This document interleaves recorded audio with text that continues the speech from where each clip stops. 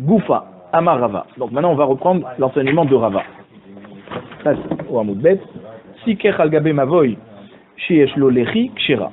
S'il a fait un srar sur une impasse, donc deux murs en face de l'autre, et le troisième c'est juste un lechi, d'accord, un poteau, kshera, c'est kasher pendant Shabbat de Sukkot.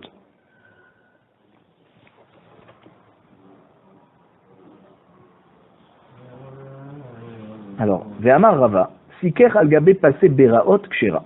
Rava nous a dit, s'il a fait un srar sur les passés beraot. Alors, passé beraot, on avait vu ça aussi.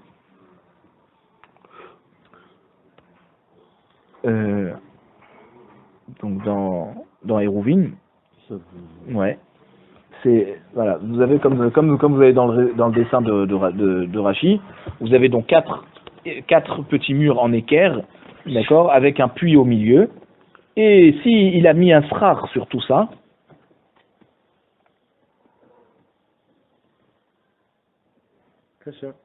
c'est kasher. Ça fait une souka kshera, d'accord?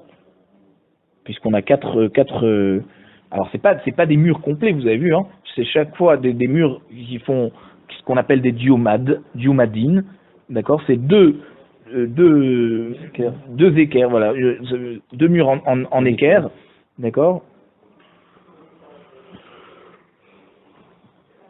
En forme de comme la lettre resh, d'accord?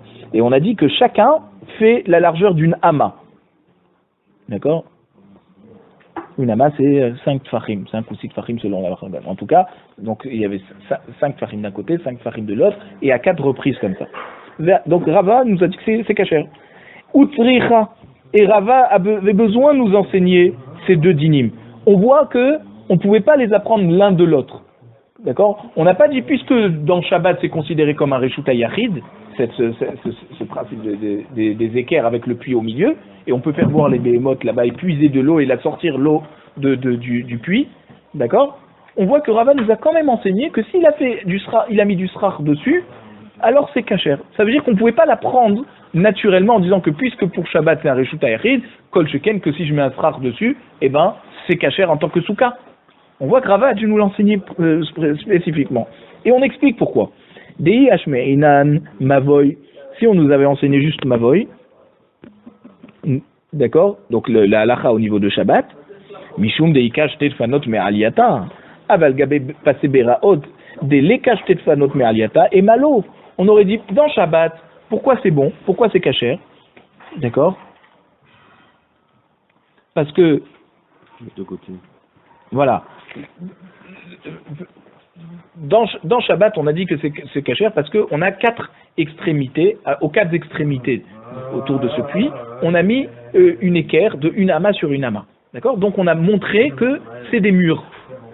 Alors que pour Souka, on aurait pu dire, tant qu'il n'y a pas 2 murs complets qui font 7 fachim de long et qui sont collés l'un avec l'autre, ouais, tu n'as pas les bonnes dimensions d'une souka. C'est seulement le 3e mur qu'on peut considérer que c'est un mur lorsqu'il fait un tefar ou même un lechi avec surat tapeta. Mais c'est pas la même chose que pour Shabbat. Shabbat, du moment où tu as aux 4 extrémités, tu as deux petits murs qui font une ama, d'accord, sur une ama, on avait déjà considéré que c'était bon. Mais pour souka, c'est pas forcément que c'est bon. Donc j'avais besoin de l'enseigner. Rava nous dit. Voilà. Donc, utricha, et on a besoin des ihashmoinan mavoy. Si on nous avait enseigné que la halacha de mavoy, mishum de ikash tedfanot me'aliata. Dans le mavoy, c'est quoi? Il y a un mur en face de l'autre, mais chaque mur c'est un vrai mur de 7 fachim. C'est seulement le 3e qui fait juste un poteau. D'accord? Aval gabe passé beraot, de l'ikash tedfanot me'aliata. Au niveau du passé beraot, c'est ce qu'on appelle ces quatre une petite mechitzot aux 4 extrémités autour du puits. Tu as aucun mur ici. Tu as aucun vrai mur qui fait 7 fachim. Alors peut-être que c'est pas bon. Veyashmoinan passé beraot. Si on nous avait enseigné que le cas de passé beraot, mishum deika shemar bat fanot, on aurait dit, d'accord, il n'y a pas 2 murs de 7 fachim, mais pourquoi c'est permis? Parce qu'il y a en tout cas 4 murs. C'est ce qu'on appelle des murs quand même, puisqu'il y a une ama sur une ama, d'accord? On appelle ça des murs. Il y a le nom de 4 murs, Shem Arbat Fanot. Aval Sikech al Gabe Mavoy Deleka Shem Arbat Fanot et Malo. Mais s'il avait fait le srar sur 2 murs un en face de l'autre, comme dans un Mavoy, et avec un 3e mur qui fait juste un petit poteau, on aurait pu penser que c'est quand même pas kasher. Parce qu'il n'y a pas le terme de 4 murs. Donc c'est pour ça que Rava nous dit qu'il avait besoin d'enseigner les 2 braïtot. Et si Rava nous avait enseigné que ces 2 dînes, que ces 2 dinim, que celui qui met le srar sur un mavoy, donc sur 2 murs un en face de l'autre, que la souka ekshera, et celui qui met le srar aussi sur le passé biraot, donc c'est 4 petites mechitzot aux 4 extrémités autour du puits, que là aussi c'est kasher, mais il ne nous avait pas enseigné le cas qu'il nous avait enseigné plus haut, que tout ce qui est considéré comme un mur à propos des halachot de Souka, c'est considéré comme une mechitza à propos des halachot de Shabbat. S'il ne nous avait pas enseigné ça, alors on n'aurait pas pu apprendre ce din, que tout ce qui est valable pour Soukot, c'est valable aussi pour Shabbat. Pourquoi? Parce qu'on aurait dit Machamirta lekilta. D'accord? On dit pas migo, on dit seulement migo pour quelque chose de partant du chamour vers le kal. Si déjà quand c'est chamour c'est permis, alors kol sheken quand c'est un cas plus kal, plus facile, d'accord, moins rigoureux, c'est aussi permis. Aval mikilta le chamirta, imalo. Mais partir d'un cas de souka qui est kal par rapport aux halachot de Shabbat qui sont plus chamourot, et malo, peut-être que là on aurait dit qu'on ne dit pas migo. Et ce qui est considéré comme kasher par rapport à un mur de souka n'est pas forcément kasher comme par rapport au halachot de Shabbat pour être considéré comme une mechitza. Et c'est pour ça que Rava avait besoin de nous enseigner ces 3 dinim. Après on a dit Shechamata meruba mitzilata psula. Dans la Mishnah on a dit lorsque la souka a plus de soleil que d'ombre, d'accord, le srar n'est pas assez fourni, alors c'est pasoul. La Gemara nous enseigne. Tanoura Banan. Une braïta nous vient nous indiquer que Chamata Mechamat Tikour, Velo Mechamat Fanot. Que quand on a dit dans la Mishnah que la souka qui a plus de soleil que d'ombre, c'est pas soul, c'est au niveau du srar, mais pas au niveau des fanot. Ça veut dire, imaginez que le srar est très bien fourni, mais le soleil pénètre dans des interstices au niveau des murs. Et ça fait beaucoup de soleil dans la souka. D'accord? Imaginez par exemple un mur en tissu. D'accord? Un mur en tissu, le soleil rentre bien dedans. Ok? Mais si on avait des murs opaques, le soleil ne rentrerait pas parce que le srar est bien fourni. Là, dans ce cas, c'est kasher. Tout ce que la Mishnah nous a dit que c'est pas soul lorsqu'il y a plus de soleil que d'ombre, c'est lorsque c'est à cause du srar. Ok? Rabbi Yoshia Omer, af mechamad fanot. Rabbi Yoshia généralise ce que nous a dit la Mishnah, puisque la Mishnah n'a pas explicité que c'est du soleil qui rentre plus que de l'ombre au niveau du srar, lui il dit, même si les murs font rentrer du soleil, par exemple des murs en tissu, eh ben c'est pas soul, parce que finalement dans la soukat, il y a plus de soleil que d'ombre. Ça ne change pas si ça vient du srar, ça ne change pas si ça vient des murs. Ça c'est Rabbi Yoshia. Alors, Amar Rav Yemar Bar Shelamiam Mishme de Abaye. Maïta Ama de Rabbi Yoshia. Quelle est la raison de Rabbi Yoshia qui nous dit que même si le soleil rentre à cause des murs, c'est pas bon. Dirtiv, Vesakota ala Aaron et aparochet. Lorsqu'on a construit le Mishkan, d'accord, après qu'on a mis le Aaron au Kodesh HaKodashim, il fallait positionner un rideau qui sépare le Kodesh du Kodesh HaKodashim, donc le Ohel Moed du Kodesh HaKodashim. Parochet Mechitza. On voit que un rideau fait figure de Mechitza. Kakaria Rachamana Sechacha. Et la Torah l'a appelé Sechacha, Milachon Srach. Ok? Et or, le parochet, il est positionné en tant que mur, pas au-dessus du Aaron là-haut. D'accord? Alma Mechitza Kiskach Bainan. Donc on a besoin que la Mechitza ait les mêmes caractéristiques que le Srach. Si le Srach doit avoir plus d'ombre que de soleil, doit être assez fourni pour que le soleil ne rentre pas, assez quoi, les murs aussi doivent être assez opaques pour ne pas faire entrer le soleil. Ça va bien avec lui. Ça va bien avec Rabbi Yoshua, Rabbi Yoshia. Verabanan. Et alors, qu'est-ce qu'ils vont faire, Rabbanan, de cet enseignement à propos du Aaron? Je dis non, Haou, Denechof Bepota, Demecheze Kiskar.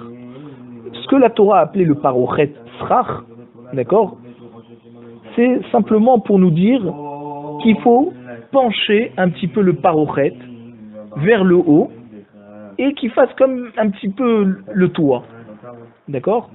C'est pas un parochet qui est positionné genre sur une tringle à la verticale, c'est un parochet qui dépasse un petit peu vers le haut et qui fait figure un petit peu de toit au-dessus du Aaron. Et c'est pour ça qu'on l'a appelé le parochet srach. Mais ça ne veut pas dire que les défanotes doivent être assez opaques comme le srach. Simplement, pourquoi le parochet là-bas on l'avait appelé srach? C'est pour nous dire qu'il fallait qu'il dépasse un petit peu dans la hauteur et qu'il se penche un petit peu comme en angle droit pour protéger un petit peu le Aaron. Amar Abaye, Rabbi, Verabi Yoshia, Verabi Yehuda, Verabi Shimon, Veraban Gamiel, Ubet Shammai, Verabi Eliezer, Va Acherim, tous ces tzadikim, tous ces, d'accord, tous les autres. Voilà, c'est Rabbi Meir.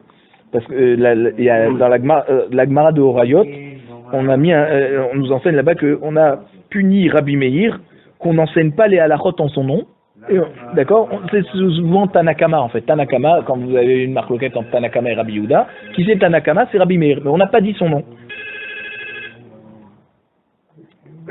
D'accord? Ou des fois où on dit son enseignement au nom d'autres personnes qui ont appris de lui. Mais on ne dit pas que c'est Rabbi Meir. Kuleus viralehu sukat dirat keva barinan. D'accord? Tous ces Tanaïm s'accordent à penser qu'une souka doit avoir les caractéristiques du dirat keva. Donc ils sont d'accord avec, bien sûr, Rabbi Yehuda, puisque c'était lui qui avait dit dans la Mishnah que souka, même qu'elle fait plus de 20 amot, c'est bon. Pourquoi? Parce que on a besoin un des arguments qui avait été donné, c'était que d'après Rabbi Yehuda, ça peut être une souka keva, d'accord? Donc une maison pas temporaire, mais définitive. Rabbi, d'où on sait maintenant que Rabbi il est d'accord avec ça. Détania, Rabbi Omer kol souka shenba arba amot al arba amot psula. Rabbi nous dit toute souka qui n'a pas 4 amot sur 4 amot, elle n'est pas psula. Pourquoi?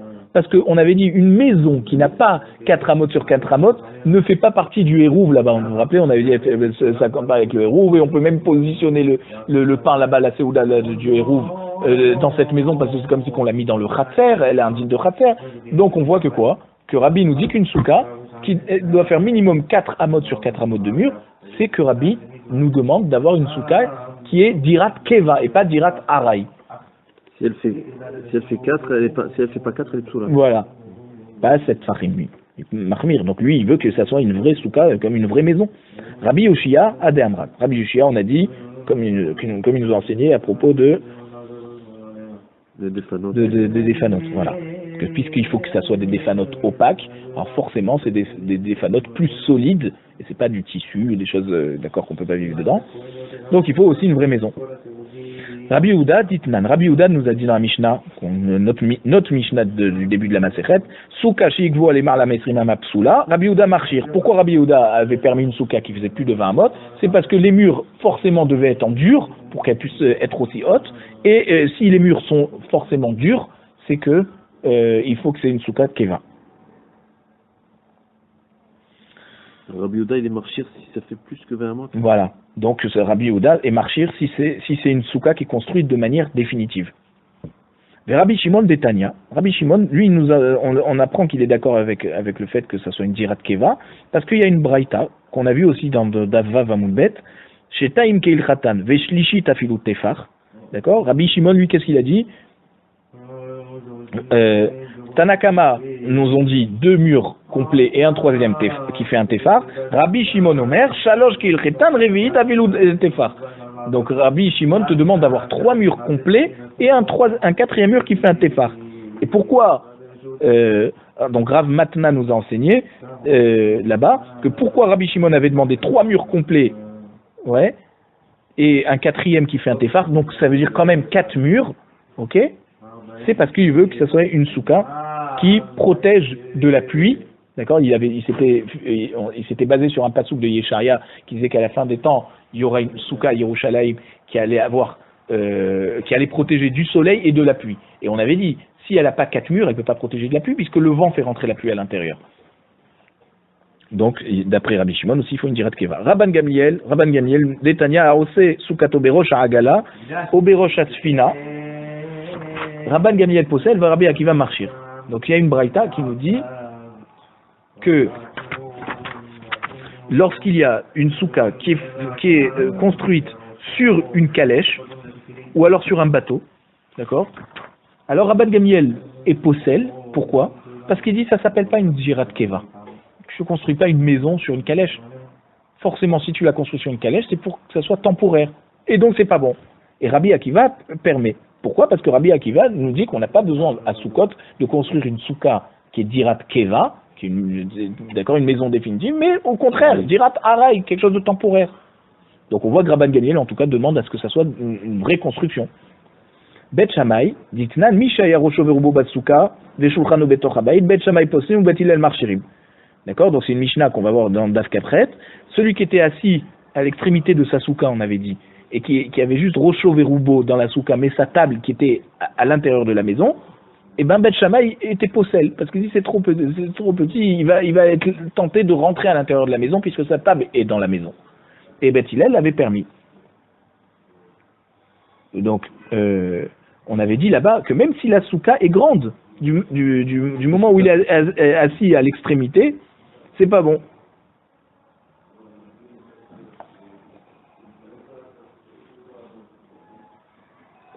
Mais on avait dit aussi qu'il y avait une marloquette. Il y avait 2 marloquettes. Est-ce que si la personne est dans une grande souka mais assis à l'extrémité, mais aussi on avait dit qu'il y avait une marloquette Bet Shammai Bet Hillel par rapport à la taille de la souka minimale, qu'on avait dit que c'est minimum 7 fachim. Parce que si tu n'as pas 7 fachim, tu peux pas rentrer une table. Et donc Bet Shammai te dit si tu n'as pas 7 fachim, tu vas pas pouvoir faire la mitzvah de souka dedans. Et d'après Bet Hillel, même une souka qui ferait 6 fachim sur 6 fachim, et qu'il y a Rocho Verubo mais il n'y a pas la table, c'est quand même bon. Donc on voit que puisque Bet Shammai avait nécessité qu'il y ait la table, donc une souka plus grande, donc une souka keva. Rabbi Eliezer dit Tnan, on sait soukato kemin tzrif. C'est quoi? Tzrif, c'est ça. Imaginez, c'est comme, je sais pas comment on dit en triangle. Comme une tente en triangle comme ça, c'est-à-dire que vous avez deux murs qui sont qui se touchent comme ça obtus, d'accord, et en fait les murs en eux-mêmes c'est du srach, d'accord. Alors ça c'est un cas, ou alors Oshe Smarcha la Kotel, ou alors c'est juste un mur de srach qui est collé à un mur de la maison, d'accord, donc ça fait aussi une tente comme ça. Rabbi Eliezer possède les fichen la gag, vachachamim marchirim. Rabbi Eliezer est possède. Pourquoi? Parce qu'elle n'a pas de toit. Ça veut dire quoi qu'elle n'a pas de toit? Chachamim m'y permettent en tout cas dans ce cas. Pourquoi? Parce que Chachamim te disent dans Soukot on n'a pas besoin d'une dirat keva, dirat araï ça suffit. Alors que Rabbi Eliezer te dit on peut pas vivre dedans. Ah, on peut pas vivre dedans, c'est que tu demandes que la souka ait les caractéristiques d'une vraie maison où on peut vivre dedans. Donc dirat keva. Donc Acherim on a dit c'est Rabbi Meir, Detania. Acherim omrim souka asuya keshovar psula les fichiers en la zaviot. Une souka qui est faite comme un shovar. Alors c'est quoi un shovar? Shovar c'était comme une petite tour ronde, d'accord, qui est fait pour les oiseaux, d'accord, une tour où les oiseaux il y a une sorte de petit nid en haut de cette tour, d'accord, une cage en haut de cette tour et les oiseaux rentrent et sortent de cette tour. Alors une souka qui est faite comme ça, donc elle est ronde, ouais. Achirim, donc Rabbi Meir te dit c'est pas soul. Pourquoi? Parce qu'elle a zaviot, elle n'a pas de mur. On vit pas dans une maison ronde. Donc, en tout cas d'après Rabbi Meir, ça s'appelle pas une dirat keva. Ah, ça s'appelle pas une dirat keva, c'est que tu demandes qu'il y ait une dirat keva pour la souka. Rabbi Meir, il est possède là. Voilà, Rabbi Meir il est possède parce que lui il demande parce qu'il y a des caractéristiques de dirat keva. S'il n'y a pas d'angle, c'est pas une dirat keva. Amar Rabbi Yochanan, souka asuya kekivshan. Donc une souka qui est faite comme une fournaise, c'est-à-dire c'est rond, d'accord? C'est rond et donc il y a un mur rond. Alors im yesh be'ekefa kedei leshev ba 24 bnei adam kshera. Si dans son périmètre, d'accord, le périmètre est assez grand pour qu'on puisse faire asseoir à l'intérieur de cette souka 24 personnes, dans la circonférence, il y a de quoi mettre à l'intérieur de cette circonférence 24 personnes, kshera, c'est le kasher. Donc Rabbi Yochanan permet une souka ronde, mais il faut que ça soit assez grand pour faire entrer 24 personnes. Vimlav, voilà, c'est pas soula. Keman, pourquoi Rabbi Yochanan nous dit 24 personnes, s'il y a moins que 24 personnes, c'est pas soul? Rabbi, parce qu'il pense comme Rabbi de Amar, Kol souka chez Enba Arba Amot al Arba Amot Psoula. Une souka qui n'a pas 4 amot sur 4 amot, c'est pas soul. Et donc lui il te dit, si c'est une souka qui est ronde, d'accord? Il tire des trucs comme ça. Voilà, il faut, voilà. Ça fait 4 et 4. Lui, il pense que pour qu'une souka ronde, si elle avait des angles, il y aurait Arba Amot sur Arba Amot, il faut pouvoir faire asseoir dedans 24 personnes. Si tu peux pas te faire asseoir 24 personnes, c'est que si le rond, tu avais mis un carré autour pour délimiter un périmètre carré avec des fadotes, c'est pas soul. Mirdi Gavra be Amta Yativ. Alors la Gemara demande, même si Rabbi Yochanan pense comme Rabbi, on comprend pas pourquoi il faut un chiour dans une souka ronde de 24 personnes qui rentrent dedans. Est-ce que une personne prend la place d'une ama? Parce que kol sheyesh be'ekefo shlosha tfachim yesh bo rochav tefach. Si, puis c'est le principe de pi, d'accord, c'est 3,14. Donc si le périmètre il fait 3 tfachim, ça veut dire que la diagonale fait un tefach, d'accord, puisque le périmètre c'est quoi? C'est 2 pi r, d'accord, 2 pi r, 2 pi fois le rayon, donc la diagonale qui est 2 fois le rayon, ouais, c'est proportionnel par rapport à pi. Si tu as voilà, la diagonale, Pi fois la diagonale. voilà, la diagonale fait plus ou moins un tiers du périmètre, d'accord? Alors il te dit Betressar Sagé. Si le périmètre de la souka ronde permet de faire asseoir 12 personnes, donc c'est 12 amot, puisque plus ou moins une personne qui s'assoit prend la place d'une ama de à peu près 50 cm. Donc 12 amot. Par contre, ça fait 4. Voilà. Donc ça fait 4 amot de largeur de la souka. Et 4, c'est un tiers de 12. D'accord? Donc si tu as 12 amot de périmètre, forcément, tu vas avoir 4 de diamètre. Puisqu'on a dit que le périmètre, c'est 3 fois plus que le diamètre. Alors pourquoi tu as besoin de 24 personnes? 12 personnes, ça suffit. L'Agmara répond, Anemile be'igula, aval be'riboua ba'ayat fe.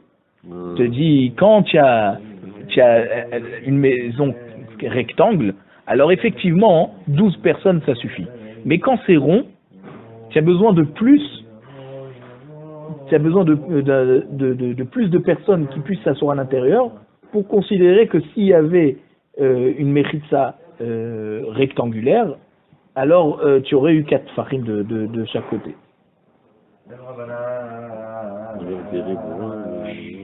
Donc quand il faut tout ce qu'on a dit, que si il y a dans le périmètre 3 tfachim, ça veut dire que dans la largeur de la diagonale c'est un tefach, c'est seulement dans un rond. Mais dans un carré, non, c'est le contraire de ce que j'ai dit. Dans un carré, il faut plus. Il faut plus que 3 tfachim dans le périmètre pour que en carré, ça veut dire que la diagonale du rond fasse, voilà, comme vous avez dans le dessin de l'Agmara. Tu mets le carré à l'extérieur. Voilà.